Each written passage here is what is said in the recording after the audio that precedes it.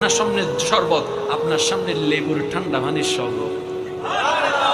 Glass থেকে যখন ঠান্ডা পানি গ্লাসে ঢালেন তখন দেখবেন কিছু কুয়াশার মতো পড়ে, যেটা তৃষ্ণা আরো বাড়াই দেয়, লোভ আরো বাড়াই দেয়। এবার ঘড়িতে সময় আছে, মনে করেন আর 4 মিনিট। আপনার সামনে ছোলা আছে, মুড়ি আছে, সিঙ্গারা আছে, সমোসা আছে, যাই যেটা খাই আর কি, ফল আছে, ফলাদি আছে, শরবত, তার ভিতর আছে লেবুর শরবত, আমের শরবত, ট্যাঙের শরবত, সব সামনে আছে, সময় আছে 4 মিনিট। আপনি সব কিছুকে সামনে রেখে হাত দুটাকে গোটে গোটে দরুদ শরীফ পড়তে আছেন, ইস্তিগফার করতে আছেন, দোয়া করতে আছেন, দরুদ পড়তে আছেন, দোয়া পড়তে আছেন। রব জিজ্ঞেস করে, ও আমার ফেরেশতা, আমার বান্দার সামনে খাবার আছে, সে খাচ্ছে না কেন? বলে যে মওলা তোমার হুকুমের অপেক্ষায় আছে, তোমার হুকুমের অপেক্ষায় আছে, তোমার হুকুমের অপেক্ষায় আছে, তোমার আদেশের অপেক্ষায় আছে।